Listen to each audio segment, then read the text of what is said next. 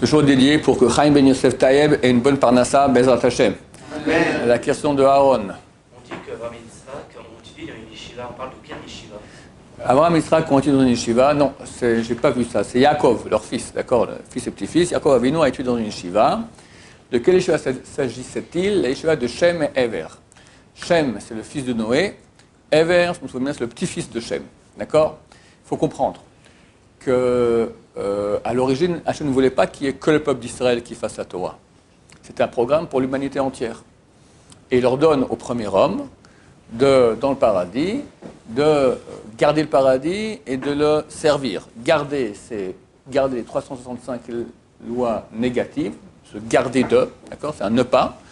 Et 248 positifs, servir, c'est faire les 248, c'est faire pratiquer les 248 mitzvot positifs. Donc même dans le paradis, déjà, il fallait agir d'après la Torah. La Torah du paradis, ce n'est pas la même que nous avons aujourd'hui.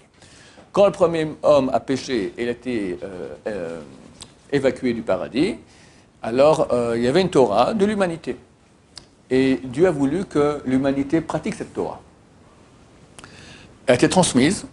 Alors, ce n'est pas la même Torah que nous avions, c'était une Torah qui ressemble à la nôtre. Il y avait 7 lois noachides.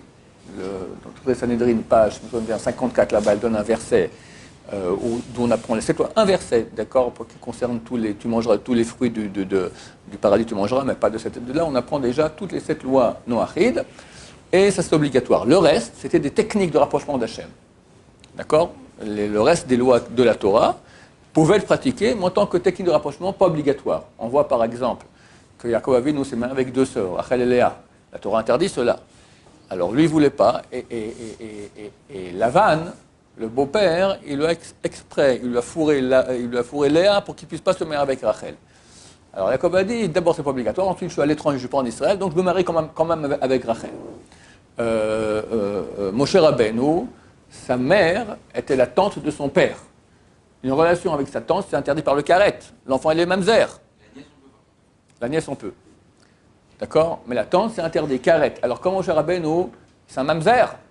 Avant que la Torah ait été donnée, c'était des techniques de rapprochement, mais pas obligatoires. Donc, dans les cas de nécessité, c'était tout à fait permis. Une fois que la Torah a été donnée, elle ne bouge plus jusqu'à l'époque messianique, où là, on verra qu'est-ce qui se passera. Maintenant, à l'origine, ce n'est pas que Am Israël qui veut pratiquer la Torah. Dieu a donné 2000 ans à l'humanité pour réussir le job de réparer le péché originel. Comment? Avec la Torah que Dieu a donnée à l'homme. En pratiquant la Torah, ça veut dire ne pas voler, ne pas faire la avodah zara, l'idolâtrie, ne pas faire l'adultère, etc., qu'il n'y ait pas d'épreuves sexuelles, etc., les 7 lois noachides. Si l'humanité avait fait cela, alors ils auraient tous réintégré le niveau du premier homme avant le péché originel. Et la Torah nous raconte, il faut comprendre cela, la Torah ne nous raconte pas, ce n'est pas un bouquin d'histoire. Tu vois qu'on ne parle pas de Genghis Khan ni de l'Odyssée, qu'est-ce que j'en sais, de toutes sortes de rois mésopotamiens. On raconte, si tu as un bouquin d'histoire, raconte-moi l'histoire de tous ces rois-là. Pourquoi tu ne racontes pas? Tu racontes 4 histoires. Le déluge, Sodome et Gomorrhe, la tour de Babel, et qu'à l'époque de Enoch, le petit-fils de Adam, l'humanité a commencé à pratiquer la avodah zara, l'idolâtrie. Pourquoi on raconte ça? Parce que ça montre les échecs. Comment l'humanité est tombée, tac, idolâtrie, après dépôt sexuel et vol, le Maboul, donc le déluge, après révolte contre Dieu, la tour de Babel, après Sodome et Gomorrhe, tout là, le vol, la débauche, tout ce que tu veux, d'accord? J'ai pas compris? C'est depuis la faute d'Adam Arishon?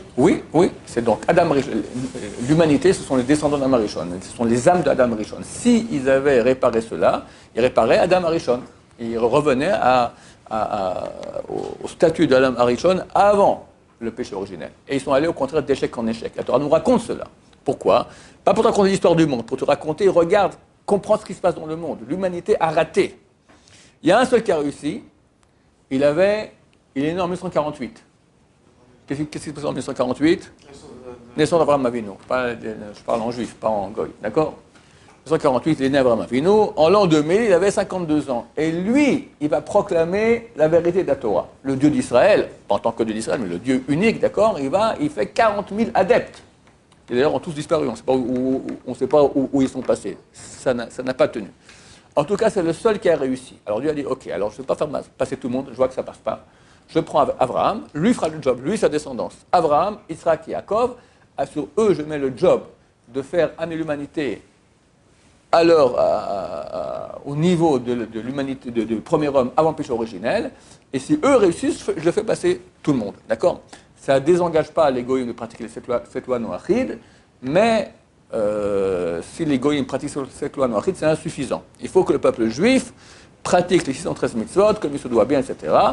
Et évidemment, le peuple d'Israël, évidemment, bon, pas évidemment, mais en tout cas, c'est pas facile de serrer d'efforts, donc il y a eu des bavures, un truc, et pour finir, on est parti en galoute, et voilà, maintenant on revient, c'est bientôt la fin, Bezrat Hashem. En tout cas, il y avait une Torah de tout temps. Et la Torah nous raconte l'histoire de cette Torah.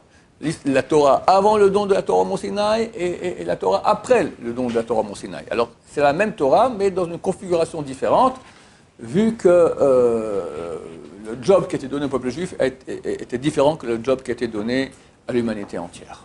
C'est bon? Des questions là-dessus? Oui.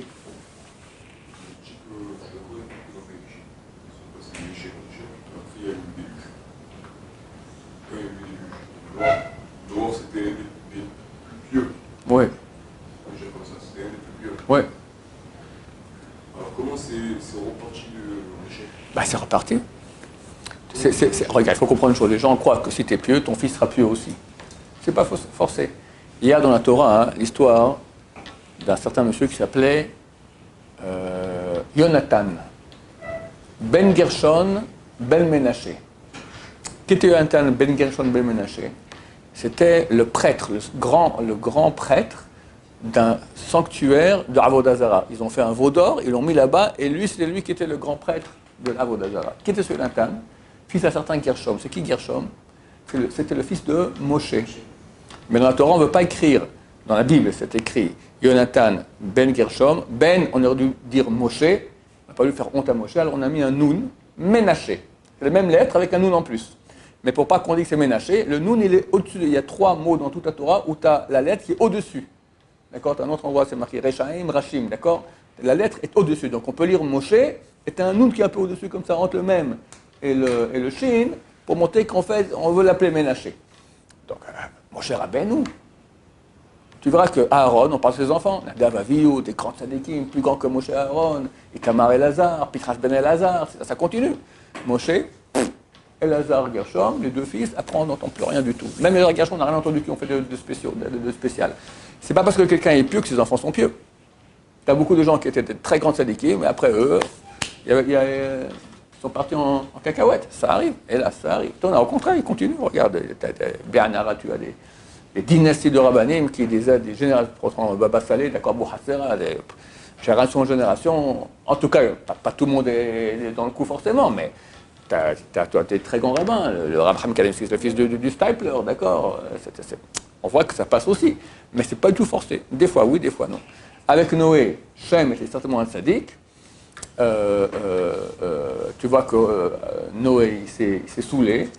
Ham, le fils de Noach, d'après un avis, il a violé, d'après un autre avis, il lui a coupé les parties. Il a dit quoi, mon père veut encore amener des enfants. Déjà, Caïn et Hevel, ils étaient 2, et un tuait l'autre parce que pour l'héritage du monde. Nous, on est 3, tu veux encore amener un 4e. Tu comprends? Le fils de Noé, il a vu le déluge, il a tout vu, et il fait une bêtise pareille. Donc, voilà. Le mal est très fort dans le monde, bientôt c'est sa fin, Bezrat Hashem. Baruch Adonai, Amen, Amen.